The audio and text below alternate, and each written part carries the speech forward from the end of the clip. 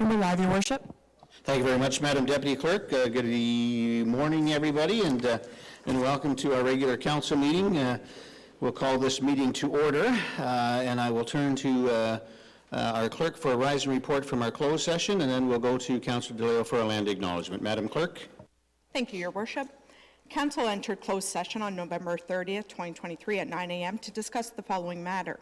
Wasaga Beach investigation briefing, pursuant to Section 239(2)(f) of the Municipal Act, advice that is subject to solicitor-client privilege, including communications necessary for that purpose.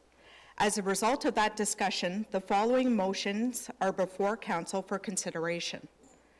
That the CAO be directed and authorized to release certain details of closed meeting discussions pertaining to the business park agreement, beachfront development project, record destruction, and the TPAL land acquisition, and further that Council be authorized at the November 30th, 2023 JCAC meeting to discuss certain details of closed meeting discussions pertaining to the business park agreement, beachfront development project, record destruction, and TPAL land acquisition. Thank you very much, Madam Clerk, and we'll now look to Councillor DeLeo for a land acknowledgement. Councillor, if I could get a mover and a seconder, Your Worship. I'm sorry? A mover and a seconder. Oh, my apologies. Mover and a seconder for this, please. Moved by Councillor Belanger, seconded by Councillor Eagle. All in favour? That motion carries unanimously. And we'll now go to Councillor DeLeo for a land acknowledgement. Councillor? Thank you, Mr. Mayor. Good morning, everyone. We begin our meeting by recognizing the First Nations, Métis, and Inuit peoples of Canada as traditional stewards and caretakers of the land. We acknowledge that the town of Wasaga Beach is located within the boundaries of Treaty 18, the traditional lands of the Anishinaabe, Haudenosaunee, Tionantadi, and Wendat, and is the home of many First Nations, Métis, and Inuit peoples as part of an intricate nationhood that reaches across Turtle Island. At this time of truth and reconciliation, we welcome the opportunity to work together towards new understandings and new relationships and ask for guidance in all we do. May I wish, Councillor, and thank you. Now moving on to item number 2, the agenda, disclosure of pecuniary interest. I have none before me at this time. If at some point throughout the meeting a member of council feels they have a pecuniary interest, please let us know. On the item number 3, presentations, 3.1, the Wasaga Beach investigation briefing. And I'll now pass the floor to our CAO, Andrew McNeil. Andrew? Thank you, Mr. Mayor. And could I get the clicker right there? Thank you. Okay, thank you so much. Before I start, I'd just like to acknowledge that I'm joined by Mr. John Muscarin, who has acted as external legal counsel in this matter for the municipality. I usually do not prepare speaking notes, but I did today, so forgive me while I will read some of my prepared notes. I thought this matter was serious enough that I wanted to make sure that I covered this accurately. Mr. Mayor, members of council, well, I did not work for the town of Wasaga Beach between the years of 2018 and 2022. I am aware that there were widespread rumors within the municipality at that time pertaining to potential wrongdoing within Town Hall. At the time, given the politically charged nature of the town, I wasn't sure how much credibility to afford what I was hearing. Upon returning to the town as CAO, I wanted to be extremely cautious in how town staff responded to any and all of these rumors. My message to staff was quite simple. Our priority is to move this town forward and to implement council priorities. Our preference was not to spend the next 4 years looking through the rearview mirror, chasing rumors and speculation. That said, I did ask staff to bring to my attention anything that they felt was of a suspicious nature or questionable nature. It did not take long for a multitude of things to arrive on my desk. And the presentation before you today outlines a few of those matters that have been uncovered that are, in my opinion, of a highly questionable nature. The matters that I will provide an update on pertain to 4 issues. The first is the business park transaction that occurred in 2022, the ongoing efforts to redevelop the beachfront with a specific focus between 2018 and 2022, The purchase of the land that our current arena library is nearing completion upon that occurred in 2019, and destruction of records between 2018 to 2022. For those who are not familiar with the background as it pertains to the business park transaction, I wanted to provide some high-level key points just so the community can get a sense of what was involved in this deal. Key components of the deal included turning over town-owned lands in the business park to Zancor in exchange for servicing the lands. The deal was predicated on the delivery of a business park with employment uses only, and that's a very important point to stress. It was intended for employment, not for other uses. The land was kept in trust for Zancor until 2022, when it was conveyed to Zancor just a few weeks before the election. And the business park was exempted from all development charges in perpetuity. The business park transaction is troubling on many levels. To begin, I'd like to qualify the fact that these lands are not located within a community improvement area, or commonly referred to as a CIP. That's a technical planning term that a lot of folks are probably not familiar with. For those who are not familiar with what a CIP is, it's a planning tool that affords municipalities the opportunity to use incentives to spur on economic development activity that might not occur but for incentives being offered. Before I speak in detail about some of the financial implications of this transaction on the town, I'd like to invite Mr. Muscarin to speak to two matters. And the first pertains to issue of bonusing, and the second pertains to the issue of development charge exemptions as they pertain to the business park. Where do you, John? Mr. Mayor, members of council, thank you for the opportunity to speak. Andrew, thank you. For those of residents here and watching, the question of bonusing is something that's covered in the Municipal Act. It's a long-standing provision. It's currently in Section 106 of the Municipal Act, and it effectively provides this. A municipality can't sell land at less than fair market value to any commercial enterprise and other entities, and a municipality cannot provide a waiver or exemption in whole or in part against any charge, levy, or rate. It's a rule that's put in place in the Municipal Act to ensure that municipalities don't battle each other, essentially, to give undue incentives to incentivize commercial enterprises to come to their municipality. It's a long-standing rule, as I've mentioned, and so that, in a sense, is what bonusing is. It's a primary rule for municipalities. There are a number of exceptions, and Mr. McNeil has spoken to the first one. One of the exceptions to the rule against bonusing, where you can't do those enhancements, incentives, is in a community improvement plan, which is permitted under Section 28 of the Planning Act. As is indicated on the slide, we were asked to look at the transaction, the whole transaction, dealing with the business park matter, and it is our legal opinion that there may have been some illegal bonusing that had occurred when the lands were transferred in 2022 for the consideration at which was listed on the transfer, given what the deal was in 2006. And it's our legal opinion, again, that was provided to council enclosed, that the exemption that is currently in the development charge bylaw appears to be unlawful. It's not something that's permitted in the Development Charges Act, in our view. That, in a sense, talks to bullets 2 and 3, Mr. McNeil, that I think you wanted me to speak about, and you'll see that there's some other points up there, which is what led us to our conclusions. The construction of the services were valued at $1.4 million, and those were listed in the transfer as the consideration. And yet there was an appraisal of land in February of 2022, which listed the land or appraised the value, valuated it at $8.2 million.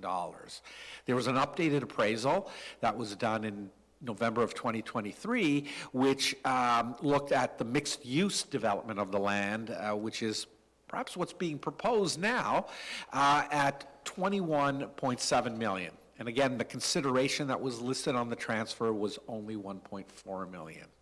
So I'll turn it back to you, Mr. McNeil. Thank you so much, John. And I'm going to go over these numbers just one more time, because these are important for the community to understand. So prior to the conveyance of the lands to Zancor in August of 2022, staff worked to prepare a detailed estimate of the value of the services that were installed by Zancor. In 2006, the value was estimated at $1.4 million. Staff then put a 2022 value on that work of approximately $1.8 million.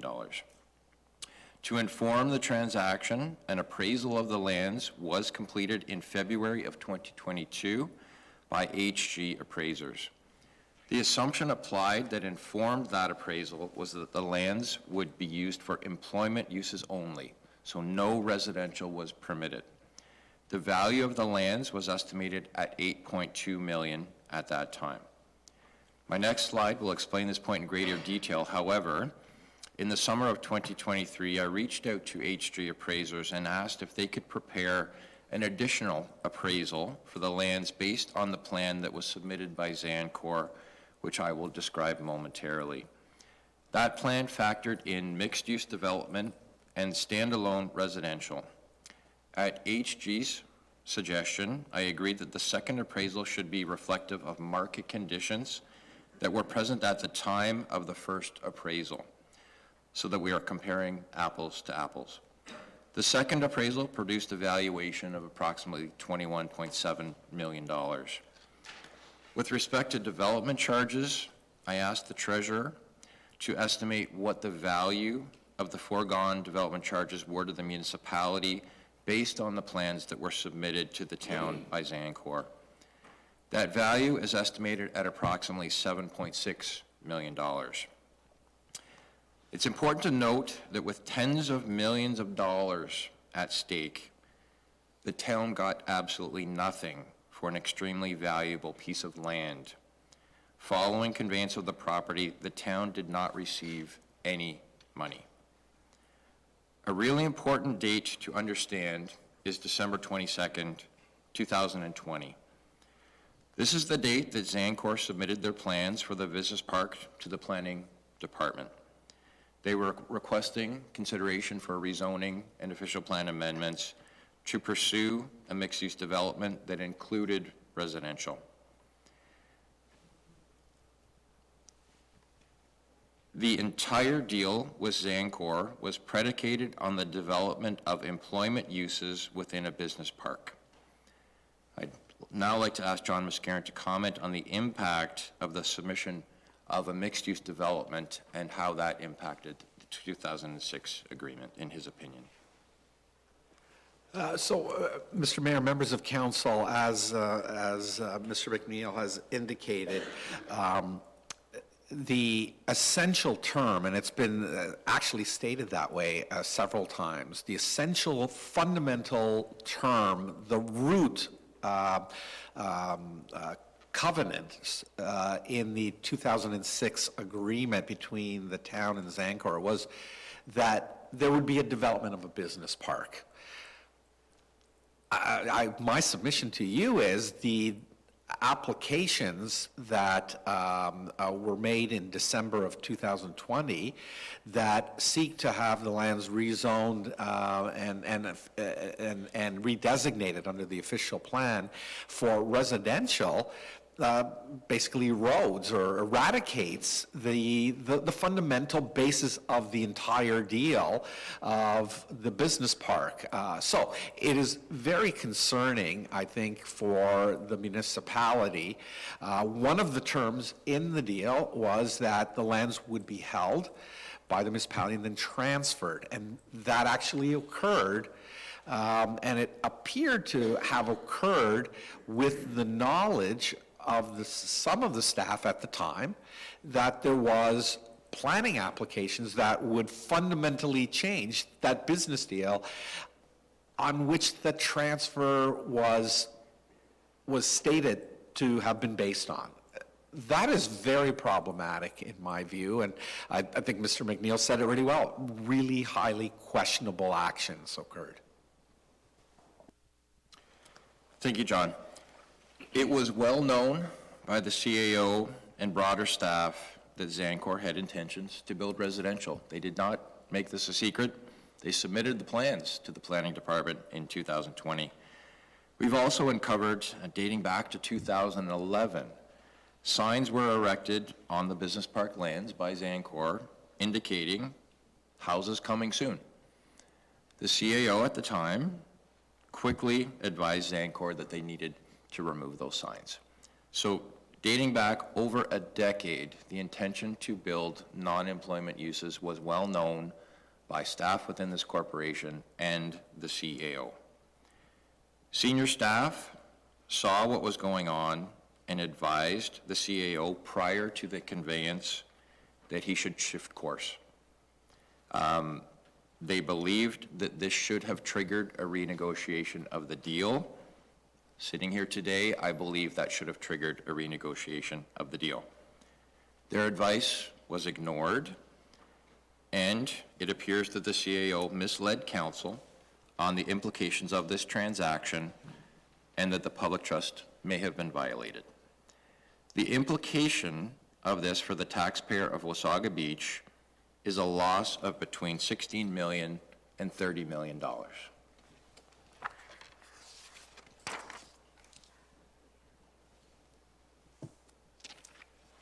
The second matter I wanted to raise is beachfront redevelopment. Unlike the business park, the beachfront does have a community improvement plan in place. This was put in place when I previously worked for the municipality back between 2014 and 2018. This does provide the municipality with more latitude to be able to negotiate deals. There are a couple of matters that are concerning with what went on during 2018 to 2022. The first concerning issue is the path that was taken to bring Zancor to the table.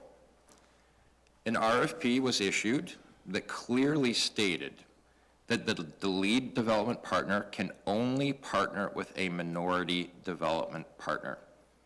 Baylock, also known as Baycliff Homes, was the successful proponent of that RFP process. However, this situation was manipulated to bring in Zancor.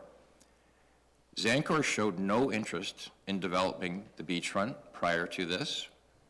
They did not even submit a response to the RFP, yet they ended up as the controlling interest partner in Wasaga Baylock Limited.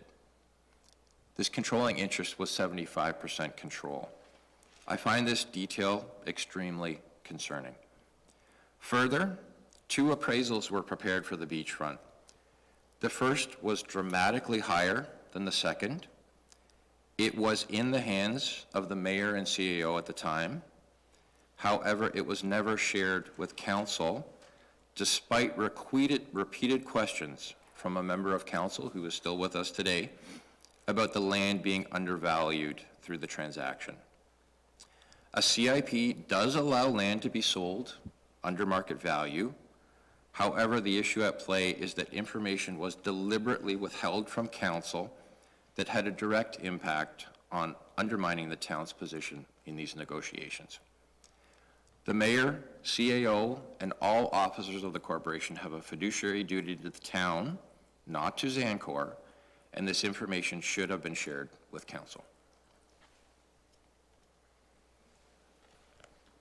The third issue that I wanted to raise relates to the land purchase for the town's Twin Pad Arena and Library. Two details are intriguing here. The first, despite the fact that council intended to consider the various potential sites to purchase for the TPAL on March 7th of 2019, the CAO brought forward a report on March 5th, 2019, 2 days before council would be considering this matter, recommending the sale of the Chamber of Commerce building to the owner of the adjacent lands that were ultimately purchased for the TPAL. If you're not familiar with the Chamber of Commerce building, the site where you can see on the bottom left where the current arena and library is situated, it's the bottom left corner, which used to be the town-owned Chamber of Commerce building. I find it incomprehensible as to why the CAO, after sitting on the chamber lands for years, felt it necessary to advance this transaction 2 days before shortlisting the sites for the TPAL.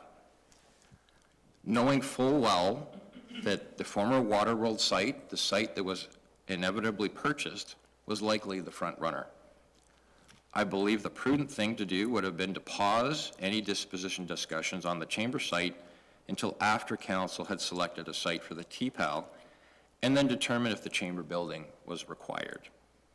Had council proceeded with the sale, the town would have been placed in a position of having to buy back a site that had just sold within a matter of days of closing the first transaction.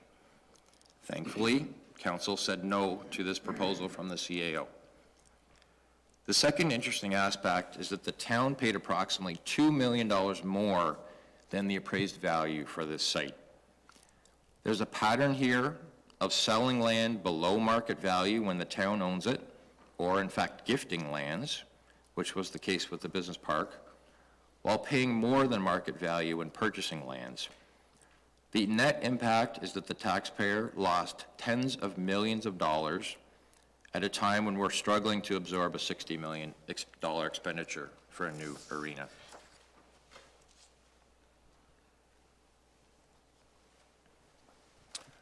One of the more serious issues that I wanted to share with council today and the public is the issue of records destruction. For everyone's benefit, both the Municipal Freedom of Information and Protection and Privacy Act, also known as MFIPA, and the Criminal Code speak to records retention. Both consider intentional records destruction outside of any policies and procedures to be an offense. While it is certainly possible that there may exist a more egregious example of records destruction in the province, the fact is that we are unaware of one. The scale of records destruction that has taken place within the town of Wasaga Beach appears to be unparalleled. The destruction that has taken place in Wasaga Beach has spanned multiple years and has included hundreds of thousands of records, both digital and hard copy. In 2018, Interim CAO Jerry Marshall began to notice that emails and subfolders were being deleted from his email account. Upon questioning the Chief Information Technology Officer, he was advised that the former CAO had been granted access to the account, and it was he that was deleting records. The former CAO's access was immediately revoked. In 2023, shortly after assuming the role as CAO, I was informed that the former CAO had been covertly working at the fire hall in 2018, destroying records following the appointment of Jerry Marshall as interim CAO. As a thank you to staff for keeping his activities quiet, the former CAO provided staff, who became aware of his presence, with gift cards. We have one of the gift cards that was provided to a staff member. Shortly after the 2022 election, Mayor-elect Smith received numerous calls from town staff advising him that the CAO was leading a massive records destruction campaign. Mayor-elect Smith reached out to the CAO requesting that all records be maintained. After not receiving a response, he followed up with a similar request to the Chief Information Technology Officer and the clerk. Both responded advising that records would be preserved. What followed was absolutely egregious. Under the direction of the CAO, the Chief Information Technology Officer made an urgent request to CompuSolve, the company that maintained the town's email backup server, to wipe the server. CompuSolve responded by questioning the direction, and we have emails that show they were saying, are you sure you want to do this? The response was, yes, ASAP. In a direct conversation that I had with the Chief Information Technology Officer in the summer of 2023, he indicated that the CAO had also been trained on how to permanently destroy records and that he was actively carrying this out. Further, staff have since come forward to share that they witnessed the CAO training other senior staff on how to permanently destroy records.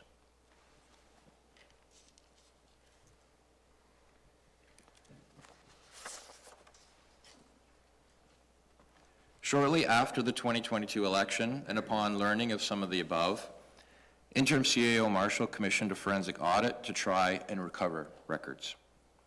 Some electronic records were able to be restored, but a significant volume have been lost. This includes all council emails from 2018 to 2022, save and except for Councillor Belanger, who I believe still has access to his emails from that time period. Everyone else has had their records wiped. This is a significant issue for the municipality. It is unfortunately common for municipalities to end up in litigation, which helps Mr. Muscarin keep in business, from time to time on various matters. We simply do not know how extensive destruction of records has compromised the municipality, and should the town's position in litigation be compromised because records were destroyed, it may leave those individuals who carried out the destruction open to personal liability. Additionally, it may be difficult, if not impossible, to respond to future FOI requests, Freedom of Information requests, if the records have been destroyed. We will need to seek guidance from the Attorney General to understand the precarious position that this has put the municipality in. While we do not yet have a full understanding of the extent of the destruction, as it has taken place over many years, we do know is that there was a frantic push to destroy records after the 2022 election. This leads one to question, what were the officers of the corporation, and more specifically, the CAO, trying to hide? Combined with some highly questionable real estate transactions, I find this incredibly troubling and questionable conduct. Shortly after being made aware of the magnitude of what the town was facing, I reached out to John Muscarin to seek legal advice. That advice was that I had a fiduciary duty to disclose what had been uncovered to both council and the Ontario Provincial Police. That disclosure took place earlier in the summer of 2023.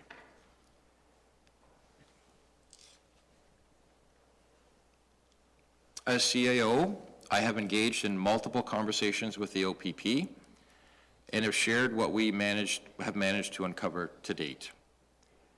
This matter has been turned over to the OPP for their review, and they will determine if any further action will be taken. In addition, the town has and will continue to enhance our records retention policy to try and prevent this abuse from ever happening and again. I wanted to pause just quickly to allow our clerk to speak to this and some of the measures that we're going to be taking to try and prevent this from happening. Over to you, Nicole. Thank you, and through you, Your Worship. The Clerk's Department has created a project scope for records that includes enhancing all our policies, looking at current agreements with service providers. We'll be looking to ensure that emails are retained for a 5-year period moving forward as well. We are establishing training for all staff on records, on INFIPA, routine disclosure within the organization. As well, in the 2024 proposed budget, we have secured funding to purchase an electronic records management system as well. So these are the steps that we're taking. We've provided council last meeting with a routine disclosure policy, and you will see more policies and agreements come before you in the near future. Thank you, Nicole. And when that policy comes forward, it will be my strong recommendation that no staff, including the CAO, should ever have the ability to go in and destroy records. That should just be a non-starter. Further, the town has created a whistleblower program to protect anyone who wishes to come forward and report what they believe, if they believe something wrong has happened. While the OPP will investigate any criminal issues pertaining to the above briefing, it is the Attorney General that is responsible for enforcing MFIPA legislation. Therefore, my recommendation is that Council give consideration to passing a motion requesting that in addition to the OPP, that the Attorney General investigate the records destruction issue and pursue charges as appropriate. In conclusion, I am of the opinion that the matters shared with Council today that took place between 2018 to 2022 are of a highly questionable nature. I have no way to know if this is the extent of the questionable behavior. All we know is that the CAO and a small team around him were working very hard to hide something. Given that the town does not have line of sight on any personal financial implications that may have resulted, we have requested assistance from the OPP to investigate those aspects. And with that, I'll happy to take any questions. Thank you very much, Andrew and John. Questions or comments from members of council? Councillor Belanger. Yes, thank you, through the mayor. I didn't know into what detail you were going to enter into three of the items that were discussed this morning. And possibly it would maybe be a later date that we delve into some of them, but I would like to make the public aware of one situation, and that's why I requested a motion that we can speak to in-camera items on these four instances. Related to the contract of the beachfront, council was only allowed to view that document in hard copy. We had to come into town hall under the supervision of the clerk and review a very technical 54-page document. And we weren't allowed, we were told we weren't allowed to take notes or photos or anything. When I arrived, I said to the clerk, because I'm going to take notes, but I will leave the notes with you, and I would like to have my notes back when we arrive in council to discuss this contract. I did that. When we arrived in council, it was decided they wouldn't return my notes to me, although obviously there had been no chance of confidentiality breach because the notes were in the hands of the clerk the whole time. They asked for a legal opinion, and the legal opinion was, well, the other counselors didn't have the opportunity to take notes, they weren't told to, so we're not giving you back your notes. Fortunately, I was still under 70 then and had a pretty good memory, and I kept council in closed session for approximately an hour and a half to discuss in detail why that contract was not in the best interest of our community. The most grievous part of the contract was that it allowed the developer to sell the land to another party who had never been involved in the RFP and really with no plan to develop, but that was one of the options that they could have. They, on their own accord, without any interference or any say from council, could determine that the market was such that there should be up to a 2-year delay. It could have been 3 years, 2 or 3 years. So in principle, they could have held that land for 5 years and then sold it with no plans for beachfront development, which totally negates the whole purpose of the RFP in the first place. There was an interest-free loan that would have saved almost as much interest as what they were planning to present the town as far as community improvement dollars. And I'm just hitting on a few of the highlights, and I would hope at a meeting in the future that we would look at that contract in detail and share with the public. It is my opinion that had I sat down with any member of the public and gave them the reasons why I voted opposed to the contract of the selling of the beachfront, 100 of 100 residents would have opposed it. Yet 6 members of the previous council approved that. It was unfathomable to me. It was grievously not in the best interest of our opportunity. I want to further just say that there's a component of our residency that aggressively supported these actions in the last council, and they continue to provide misinformation to discredit this council. And I hope the public realizes when they see those social media posts that they understand that these are the people that grievously supported this past council in these decisions. And hopefully, what the public learned today will give us very little appetite to give those individuals any traction in the future. Thank you. Thank you, Councillor Belanger. Other questions or comments from members of council? Seeing none, I have certainly a few comments to make. Ladies and gentlemen, as I'm sure you're aware in hearing this is quite concerning. It is quite concerning to the municipality, it is quite concerning to our staff, and it is quite concerning to this council. But I think it's important to point out here, first and foremost, that whatever may have been done properly, improperly, whatever may come of this, I don't believe at this point there should be any negative impact on Zancor, Mr. Cordellucci, or the developers. Developers are business people. They approach private landowners, they approach municipalities, and they approach with a deal and an offer in many cases like this. They'll ask for the world, like many of us will do when we buy a house. And if the seller decides to give them the world, they'll take it. Doesn't mean they've done anything wrong. It's called the art of negotiation, and they're very good at it. So I think that is important. In this case, Zancor is a upstanding business partner of this community. I will say, as a developer here for many, many years, has developed a lot of homes, has put people in a lot of quality homes, and they continue to be a partner and a friend of this community. And so I just think it's very important that we be clear on that.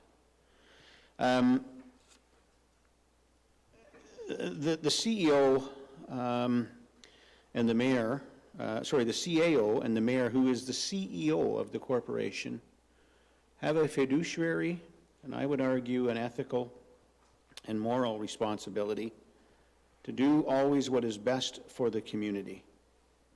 As a matter of fact, mayor and council all swear an oath to that. And to hear that information was withheld from the majority of council by 2 top officers in the corporation is very discouraging, because it not only puts a blemish on them, in my opinion, but it puts a blemish on councils across this province, this country. And it's wrong in every way I can imagine. Whether you like or agree, council, every member of council has a responsibility and a right to have all the facts placed before them before they make a decision. It's also concerning to me that on many of these situations that we've heard of today, I do not recall a time where any other member of this council, with the exception of the odd exception, had a single question to ask about any of these transactions. One member of this past council has 40-plus years' experience in commercial, residential, and development lands. 40-plus years' experience. A whole bunch of letters behind their name on their card. Knows real estate and values very well, and yet had zero questions, or very little, if any, on these transactions. And important to point out that that individual also has done transactions with the parties involved here, both on the TPAL lands, both with the developers, as well as many other developers in this community. Yet, seeing property sold below value and below an appraisal, no money exchanging hands, promoting or asking or agreeing to purchase lands, not a few dollars, but millions of dollars above the value of that land, 40-plus years experience and has no questions? I find that very concerning. Back in my last term of council, and the council of the day decided to speak with Mr. Cortellucci, who was very gracious and agreed to offer up lands as a donation for redevelopment of the hospital in Collingwood. And it was always interesting to me that my deputy mayor fought this on so many reasons and so many occasions, although I never understood why. And here we are today. Records destruction. The municipality has had for many years policies and procedures in place with how we deal with documents and destruction. And to find that we have individuals here with many, many years' experience, not only as municipal employee, but as members of council, didn't follow these policies and procedures, yet boasted on a regular basis that we have to follow policies and procedures. To think that every single member of council's emails are wiped clean, with the exception of one, the one who questioned so many things that was happening, is almost unbelievable. When I became mayor in 2014, given that honor and privilege, my predecessor, God rest his soul, His Worship Cal Patterson, left me with an office full, every drawer full of everything that he had done, or just about anyway, in the past in this community, all his files, so as that I would have that corporate memory. And when I left in 2018, I did the same for my Mayor Bifolchi. Yet in this term of council, when first day I was able to get into my office, I was left with a desk and one paper clip in the top left-hand drawer. Not a stapler, not a file folder, nothing.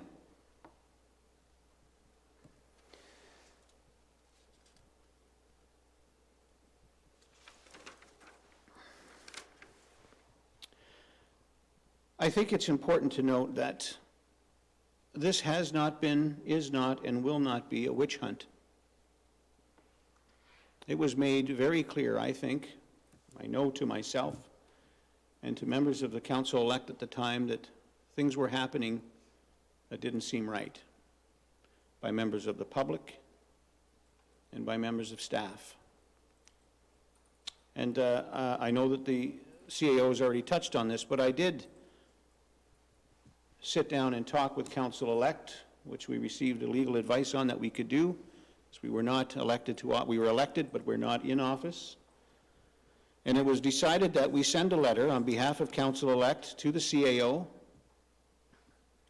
asking that no documents, no files be shredded, destroyed in any way, shape, or form. There were other things that we talked about, or I talked about in that letter, and the CAO did respond in an email, sorry, not a letter, an email. But he refused and neglected to answer that one question.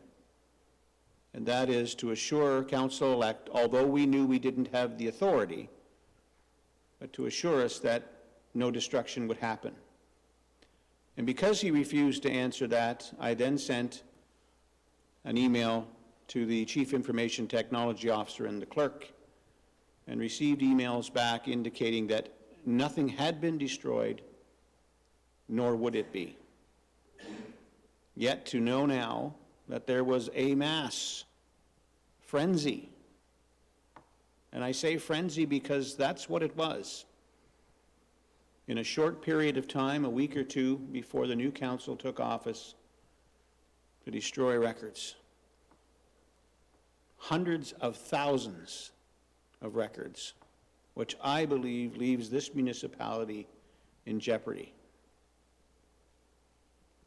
And so it's not a witch hunt. This council, people sitting at this table, these staff members here today, are all about doing what is best for you, the taxpayer. This council is very much aware that we swore an oath to do what is best for this community. And so, as the CAO has indicated, we have turned this over to the Ontario Provincial Police. I believe that we should be asking the Attorney General as well to look into this. And I would ask that the clerk has prepared a resolution to that point. If you would please read that now, Madam Clerk. Thank you, Your Worship. Based on the discussion, the following motion is before Council, that the CAO's presentation on the Wasaga Beach investigation briefing be received, and that Council direct the CAO to contact the Attorney General to request an investigation into the record destruction matter. Thank you, Madam Clerk. Council, you've heard the questions. Any comments or questions? Sorry, you've heard the resolution. Any questions or comments? Seeing none, could I have a mover and a seconder, please? Deputy Mayor Snell and Councillor Belanger, all in favor? That motion carries unanimously. All right, we now